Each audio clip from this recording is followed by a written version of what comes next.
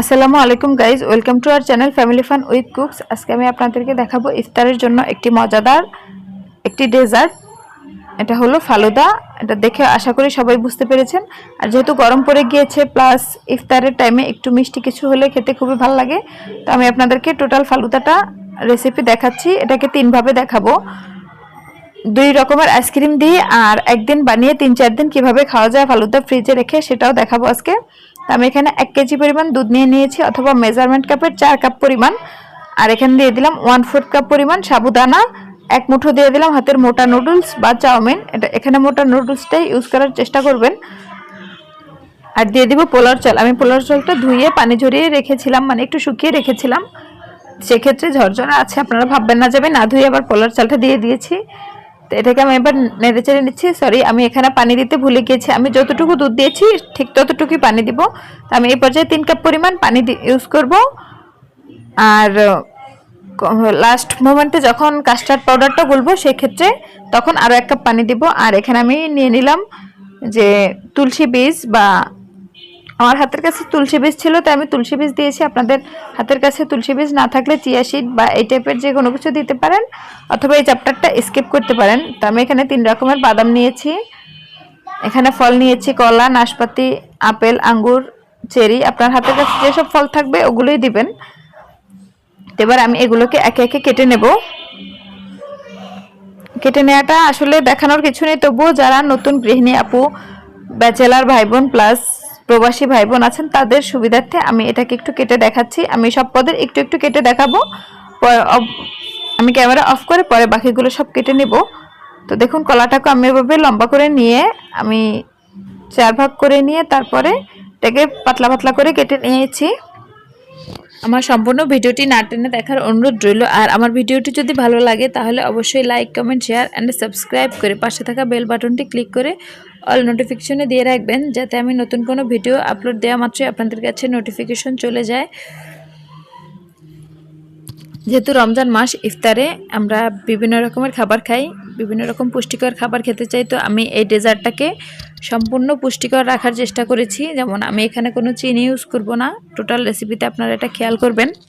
আপনারা চাইলে চিনি ইউজ করতে পারেন, কোনো সমস্যা নাই। যদি চিনি ইউজ করেন সেক্ষেত্রে খেয়াল রাখবেন, যেহেতু আমি এখানে মোটামুটি সবগুলো মিষ্টি ফল দিয়েছি প্লাস আইসক্রিম থাকবে, সেক্ষেত্রে আপনারা অবশ্যই 1/2 কাপের বেশি চিনি ইউজ করবেন না, তাহলে মিষ্টিটা করা হয়ে যাবে। আর যারা একটু বেশি মিষ্টি পছন্দ করেন সেক্ষেত্রে তারা পুরো 1 কাপই দিতে পারেন, কোনো সমস্যা নেই।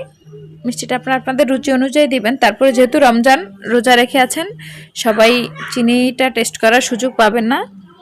বাসায় হয়তো ছোট বাচ্চা বা রোজা না রাখা এমন কেউ নাও থাকতে পারে, সেক্ষেত্রে পরিমাপটা বলে দিলাম।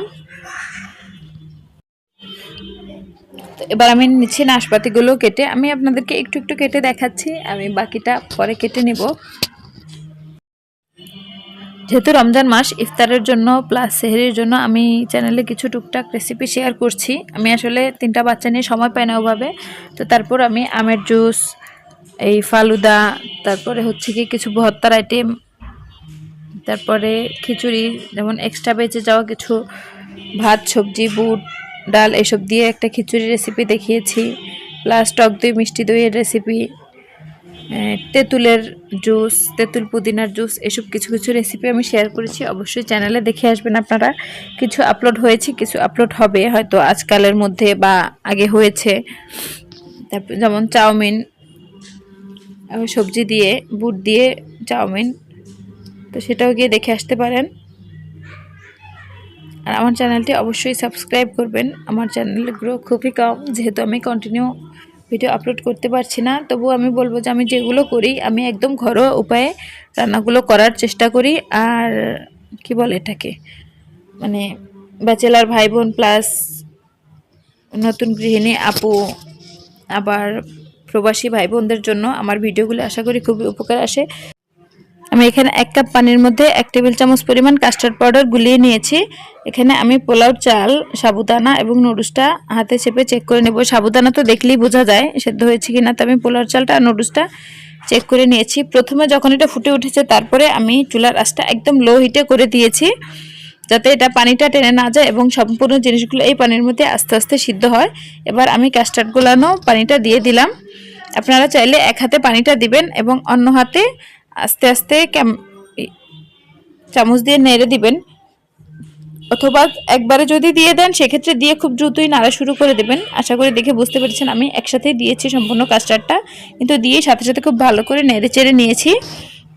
তো আমি এটার ঘনত্বটা এই পর্যায়ে রেখে অফ করে দেব চুলাটা। আপনারা চাইলে আরেকটু পাতলা অবস্থা রাখতে পারেন বা আরও ঘন করতে পারেন, সেটা আপনাদের উচিত। তো এবার আমি এখানে কিশমিশ, চীনাবাদাম, কালো জিরা, সরিষা, 3 রকমের বাদাম নিয়েছি। আরও আসলে এগুলো বলার কিছু নেই, এগুলো সব ফল বাদাম আপনারা সবাই চিনেন মোটামুটি, তবুও নতুন গৃহিণী আপুদের সুবিধার্থে একটু দেখিয়ে দিচ্ছি বা বলে দিচ্ছি।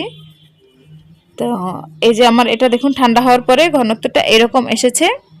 আমি ঘনত্বটা এরকমই ভালো লাগে, কারণ হচ্ছে আইসক্রিমটা গলে আর একটু পাতলা হয়ে যায়, সেক্ষেত্রে আর পাতলা হলে আইসক্রিম গলার পরে আরও বেশি পাতলা হয়ে যায়, খেতে ভালো লাগে না। তো আমি এবার এটাকে গার্নিশিং করে নিচ্ছি। এখানে আমি কলা দিয়ে দিচ্ছি, মানে এক কথায় আমি সব রকমের ফল উপরে দিয়ে দিব। তো কালারফুল ফলগুলোকে একটু উপরে দেওয়ার ট্রাই করবেন। তো আমি প্রথমে নাশপাতি, আপেল, কলা ওগুলো দিয়ে, তারপরে আঙুর, চেরি ফল, বাদামগুলো আমি এই পর্যায়ে আস্ত রেখেছি, আস্ত দিয়ে দিয়েছি।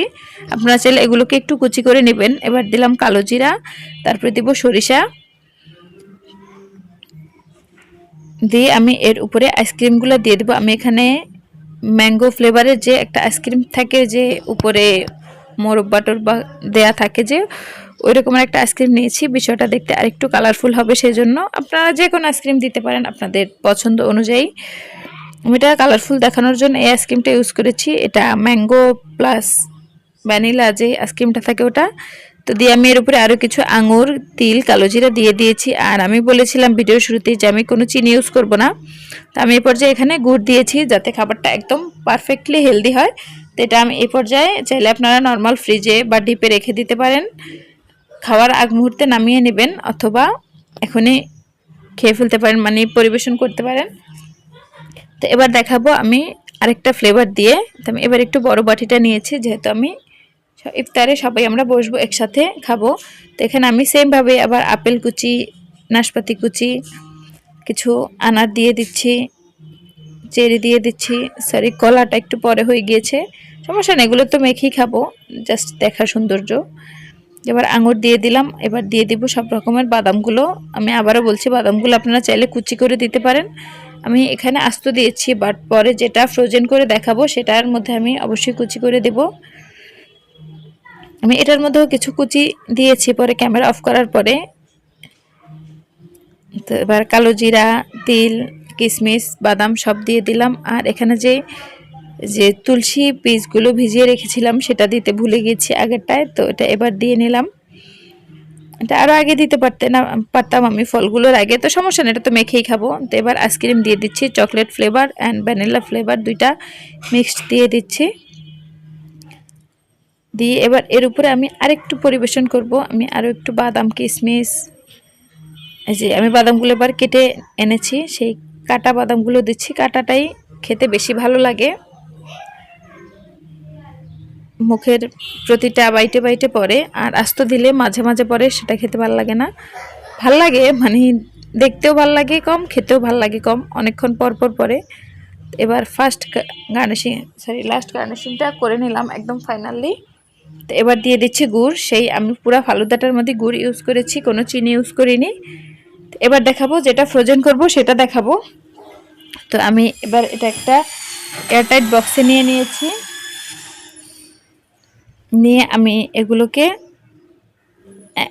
ফালুদাটা নিয়ে, মানে ফালুদার যেই মিক্সারটা, সাবুদানা, নুডলস, পোলার চাল, ওটা নিয়েছি। নিয়ে এবার আমি এটাকে সবগুলো ফল একসাথে দিয়ে আমি এটাকে খুব আইসক্রিম দিয়ে খুব ভালো করে মেখে নেব।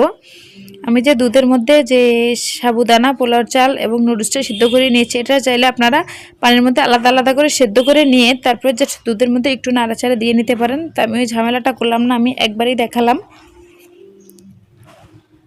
তো এবার আমি এর মধ্যে আইসক্রিম দিয়ে দিচ্ছি। দিয়ে এটাকে আমি খুব ভালো করে নেড়েচেড়ে মেখে নেব। নিয়ে আমি এটা ফ্রিজে রেখে দেবো, 2-3 দিন পরে আমি আবার নামিয়ে খাবো, ডিপে রেখে দেবো।